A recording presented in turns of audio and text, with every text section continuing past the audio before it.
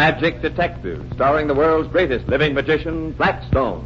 He tells you the inside story of the creeping death. And right after the story, Blackstone will explain tricks that you yourself can perform. Reveal the guarded secrets of the world's greatest living magician.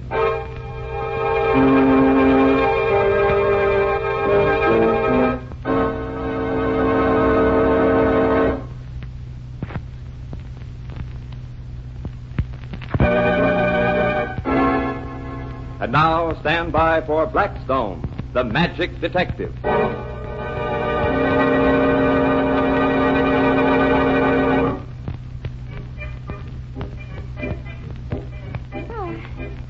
a grand tune they're playing on the radio, isn't it, Blackstone? Yes.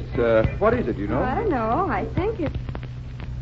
Ladies and gentlemen, we interrupt this program to tell you of the sudden death of our well-known news analyst, Major Hiram Stark.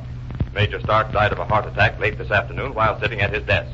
Funeral services will be announced later. We take you back to... Major Stark, I don't believe it. It's impossible. Did you know Major Stark? Well, Blackstone was having lunch with him only this noon. Must have been terribly sudden. Well, yeah, must have been. Did he seem sick when you saw him, Blackstone? Was he tired or anything? No. No, he wasn't sick. Blackstone, what are you looking so funny for? Major Stark did not have a heart attack. But the announcer just I said... don't care what the announcer just said. I knew Hiram as well as I know anybody in the world. And I know his heart was in perfect condition. But it couldn't have been. It was. But his doctor must have I said... don't care what 1,000 doctors said. But Blackstone... I was having lunch with him today. He told me that he'd just had an electrocardiograph taken of his heart and that it was as good as a man of 30. Blackstone, look. He must have been worrying about his heart a little, or he never would have had that test made. A perfectly healthy man doesn't just go to his doctor Stark wanted to go back to India as a correspondent, but his age was against him. He had a complete checkup to prove that he was okay, Alan. You're sure of this? Of course I am. His doctor had given him a perfect bill of health. Well, what does it all mean, Blackstone? Well, that's what I'm going to find out. Come on. We're going out to Major Stark's place.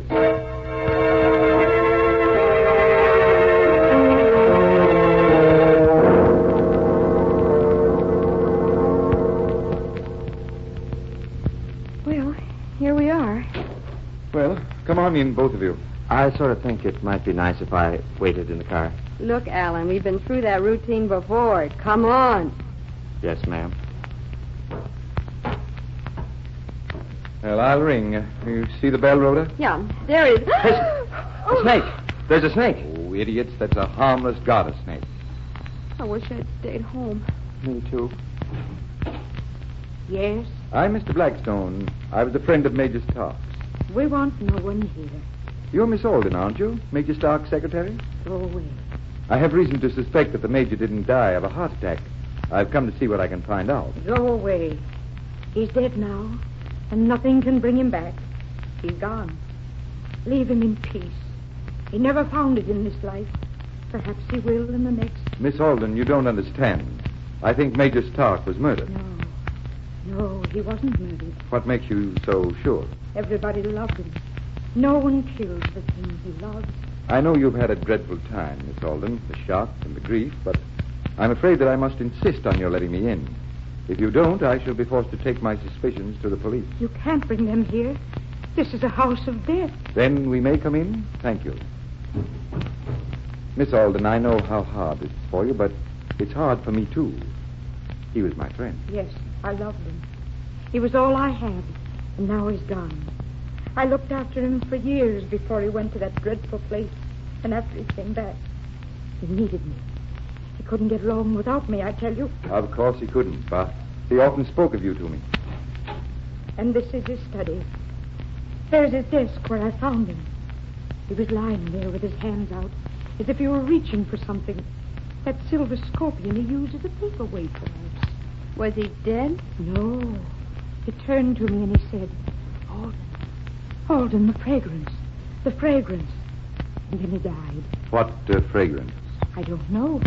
I couldn't smell anything. But it must have been one of his plants. His hideous flowers he brought back from the east. They must have poisoned him. Mr. Blackstone, why don't you sit at his desk where he was sitting? Perhaps you could find out something. I've got some things to attend to, but I'll be back. Oh, the poor old soul. She's almost out on her feet with shock. Hey, watch out. There's a beep. Oh, get it out of here. I'm scared to death of this thing. There it goes. It's lighting on the desk. Oh, get it, Blackstone. Oh, there it goes. Out the window. Oh, thank goodness. Hey, that's funny. What is, Alan? I could have sworn that scorpion paperweight was on that pile of papers, but it's on the book. Did you move it, Blackstone? No, I didn't. You two go out in the garden. I'll be there in a second. See if you can smell any odd fragrance.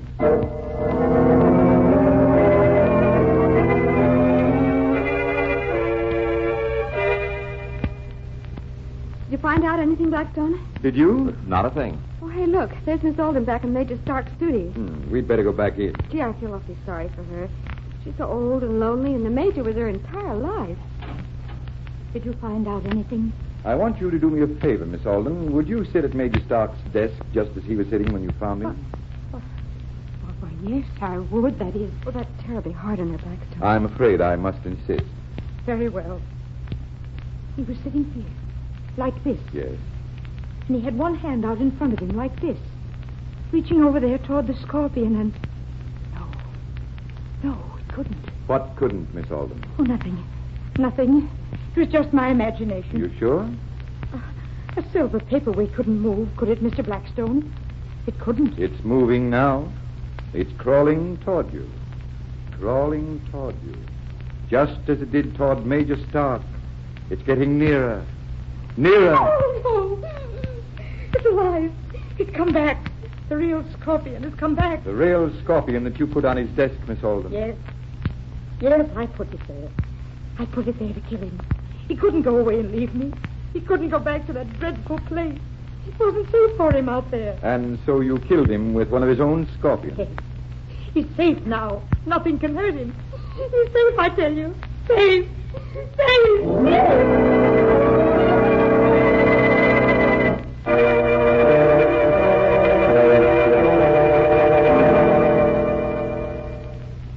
Blackstone, how did you know that it was a real scorpion there on the desk? Scorpions are afraid of wasps and hornets.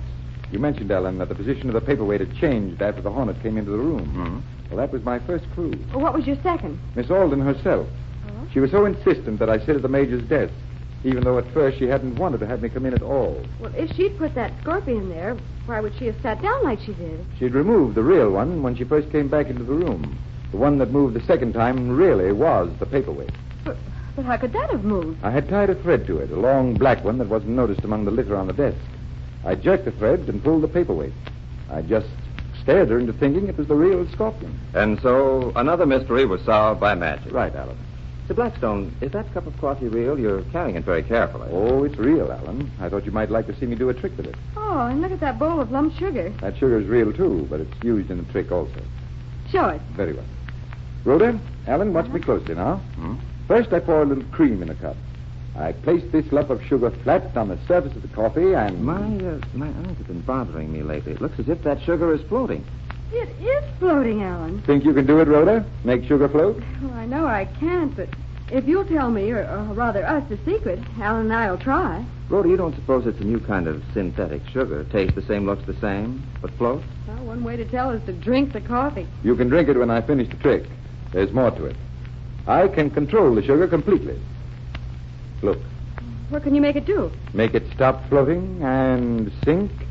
I make the magic sign over the cup, and slowly, the lump of sugar begins to disappear. Hey, Alan, look at it going down. It's all gone. Now I'll stir it with a spoon, and when I come back, I'll show you how to do the trick with a fresh cup of coffee.